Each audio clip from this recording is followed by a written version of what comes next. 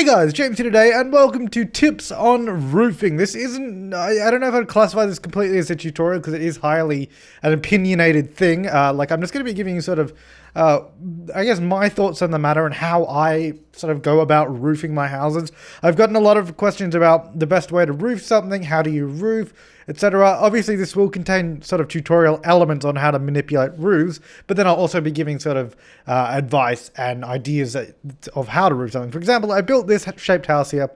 It's a little bit odd.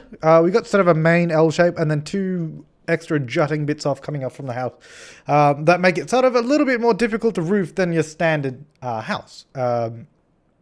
And basically, whenever I start roofing a structure, usually I wouldn't build something like this. My first protocol is to make sure I build something that I can roof well. And I guess the question is, what do I think is something that will roof well? Basically, whenever I'm building a house or if I'm roofing something, you want to look for an area that's going to be sort of your main roof. I'm going to call it the main roof because that's going to be sort of the roof we look at and we connect all the other roofs to. So for example, in this house, I would set up this room here as the main roof because that is the largest sort of area we can work with. And then from there, I would just go ahead and connect up the other roofs. But that's not going to work particularly well with this house. So for example, this is just pretty standard roofing here. I'm just pulling these two bits together, making them fit in nicely. See, that's all fine. This bit will work fine here too. But because of the shape of this house, this rear component isn't going to roof particularly well because, for example, if we grab out the same roof that we've used before and drag it into the rest of the roof here, bring it down to match, you get a horrible sort of connection here where it's got a nice big valley there and it's not particularly nice to look at. And that's something I tend to try and avoid in my structures. But if you really want to have the shape of the house, what I would either recommend doing to sort of maintain the shape would be to try and use a roof that blends in a little bit better. Because generally, as soon as the roofs join together nicer, then it'll also sort of work, it'll flow a little bit better. I don't really know how to explain it. But we still got the valley here, even though we've changed the roof. So basically what I'm trying to say is you want to try and connect these two sections, like this peak and that peak, you want to connect them into one. But it's just not going to work that well in this current layout of a house. So, like I said before, generally the first thing I want to do is make a design that's going to work. And as you can see here, I can do that, but that just looks stupid. If I really wanted this shape of house, what I would do is actually build a second story on it. Just because as soon as you build a second story on something, that makes roofing the rest of the house so much easier.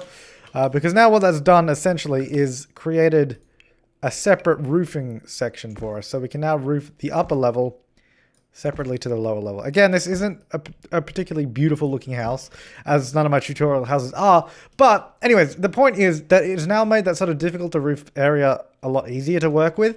If you really don't want a second story, or some reason you don't want to change it, what you want to do is you always want to be able to try and have like a main roof section and then have sections of the roof that will join together.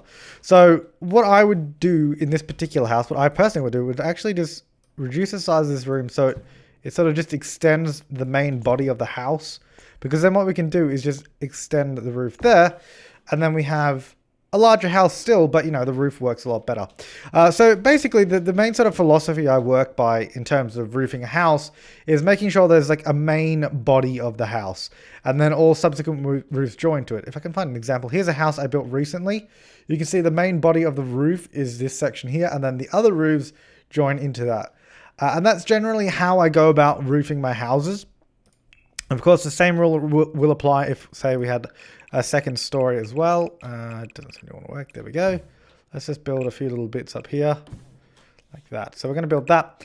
So now on the lower level here, we've got a partially sort of cut L shape, but of course we can still roof it like a regular L shape. The thing with the roofs, there's not a lot I can really teach you about them in terms of getting it the perfect roof, and also I guess I can teach you about this a little bit here. The thing is, roofs are really sort of what you think looks good is what you're going to do, because not everybody's going to like the same thing with roofs, and there's no sort of hard and fast rules of how to do it. It's sort of just whatever works for you. But I personally didn't pull the roof all the way out to this edge here, because once you have two roofs that will intersect at this point, which we're going to do anyways, you get this. You don't really want this roof intersecting all the way through because there's no reason for it to be there. Ideally, you'd want the roof to sort of stop in the middle of this this other roof here. So if we bring it back to there, then it sort of has a more natural connection to the other roof. Like you wouldn't, there's no reason for this roof to come through the other side like that. So that's why I just left it a little further back so it sort of blends in a little bit nicer. So now we have those two roofs joining to this section here. And the same rule sort of applies about having the sort of main body. In this case, the main body of the roof is actually the second story here. That is sort of my main body of the roof, and then those subsequent roofs join into it. This kind of all sounds, I feel like I'm not explaining it very well, but I guess it's kind of hard to explain my sort of weird rule set I've come up with for myself. Now, we're going to do a similar thing here, but we can't really use the same roofs we did down the bottom, because what's going to happen if we bring these two together, we're going to get the same problem where that we have one roof. Let me drag that. If we bring them all the way through, then we have both roofs intersecting. I mean, if you want that look, by all means, you can do that. A few houses use that around here, I think, maybe. There's no problem with having sort of roofs coming out like that. But if you didn't want that, say if you just wanted a nice corner there, or you wanted one main roof, the other one joining. So if we bring this one back to join, that joins nicely at the top. But at the side here, we got a sort of an eave situation going on there. If you have, obviously this can happen in loads of other situations. If you have a sort of eave coming halfway through a gabled roof here, that is gabled, right? Yeah, it is. I'm such a expert on roofs. Anyways, if you have an eave sort of coming halfway through the roof there, you can do a couple of things. You can either remove the eave entirely by clicking on these arrows here and dragging up, and that will just remove the eave on that section of the roof, so then it won't cut through. So you can do that. So really, that's kind of all you can do with this roof, is just remove the eaves from it. You could remove it from one side if you wanted, but that's a little bit lopsided. Or, I mean, either that or you don't use a gabled roof. There's nothing stating you have to use a gabled roof here. You could use this roof here, whatever it's called. I do not know. Let's have a look. What is this roof called? The hipped roof. It's a hipped roof. So hip. You can use that one. For some reason, I always feel like this roof looks like it's floating, just because of the lighting. But of course, you can just put a roof trim on it. Let's change the roof trim to that one, and then it doesn't look like it's floating. And of course you can match all the other roof trims as well, like that. And of course you can mess around with the other roof types. Oops, sorry, I didn't mean to do that. Get the half gable and get that. This one can work quite well when trying to merge a couple of roofs in there. That works nicely. If you hold down the Alt key on roofs, you can adjust the angle much more smoothly, just like you can with objects and all that kind of stuff. So that can join in there like that. And that seems to work just fine. You know, it's really a game of just messing around. To me, in my opinion, it really comes down to the shape of your house. If you have a nice square room, obviously it's going to be really easy to roof. If you have one section coming out of the house, it's still really easy to roof. The problem I find comes when you have an offset section of the house. So if we had an offset sort of section at the back of the house there, that makes it more difficult to roof. And I'll show you why, because like I said, my sort of philosophy is, you know, I want one main section of roofing. So this is going to be my main roof there. And then you're like, oh, hang on, how do I join this roof sort of nicely up to the rest of the house? It never looks as good as it would if the house is not, this section is not offset. You can do it. So you could do something like that. And then like I was showing you before, you can connect this bit into the side, remove the eaves, and bring it in. But, you know, that totally works. There's nothing wrong with that, but it definitely makes it a lot harder, especially when you have more complicated house designs than just, you know, a simple one like this. But it definitely makes it harder than if you were to, say, for example, just bring it back in a couple of squares, line it up with the sort of wall of the house, or bring it in one that way, sort of one that way. So it's sort of a smaller section of the larger roof. It's really comes down to the sort of house shape. I mean, the more complex your shape of house is going to be, the more difficult it's going to be to roof, basically. So generally, if you have a body of a house and you have your few bits coming off, that'll, like, all this will be really easy to roof.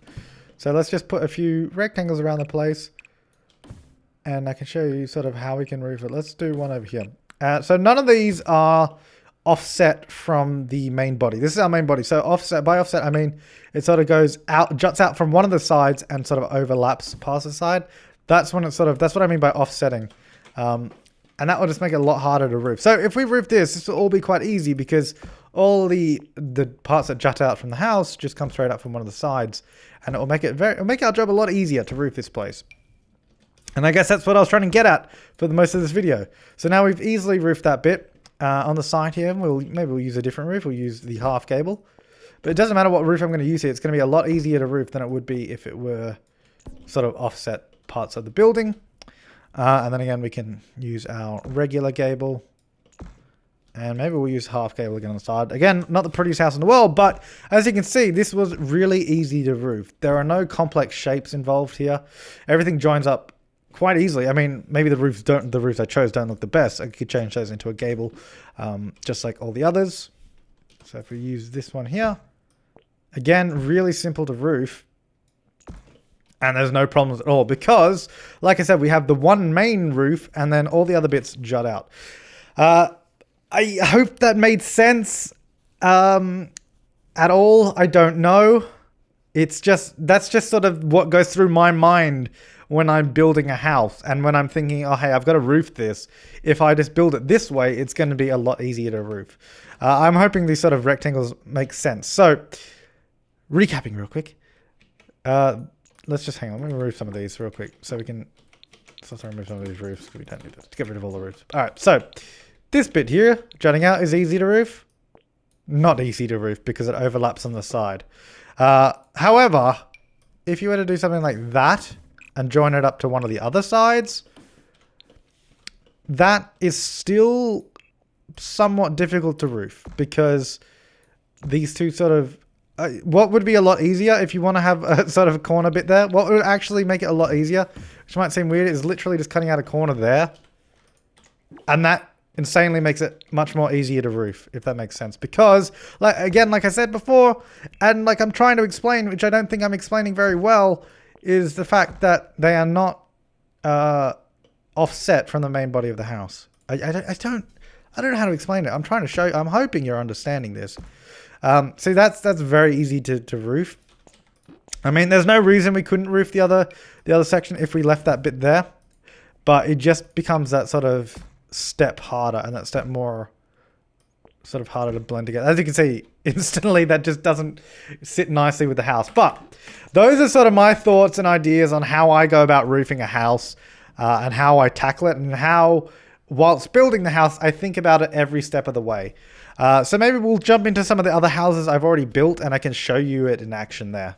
Alright, so here's one of the houses I built in The Sims 4, Formore Grove. You may have seen the house building house building video here on the channel before. But you can see the exact principle I was talking about or attempting to explain happening here, where this roof in the center is sort of our central roof, our main roof that the other ones connect to. And if we look at the shape, it's that rectangle there, and the sort of extra bits of the house come off of the side, and none of them sort of offset themselves from the existing rectangle. They only spread out to the sides, and that enabled me to roof it relatively easily without any sort of troubles of the sort. And then on the lower level, I was able to use, all I had to do was cover this section there with a sort of simple roof slotting into that section there. But this, if you look at a lot of my houses, the same sort of a principle is applied. I believe in one of the other ones, if I just go just manage, that we could see from the other house is using the same. So I think it was a much smaller one. This one here. Let's just go to build mode on that. If you actually take a look at a lot of my houses now, you'll start noticing it and you won't be able to unnotice it because that's how I build. That's one of my secrets. Shh, that's how I do it. So with this house, it's a little bit harder to see, I guess. But obviously this large roof in the center here, this one here is our main roof. And then the other sections all jut out from that main body of the house. And as such, they are much easier to roof and blend in quite nicely with the rest of the roof. But I hope that's a little bit of an insight and maybe it helps you out a little bit. Maybe it just confused you more. Let me know in the comments down below. I hope I helped. I don't know if I did.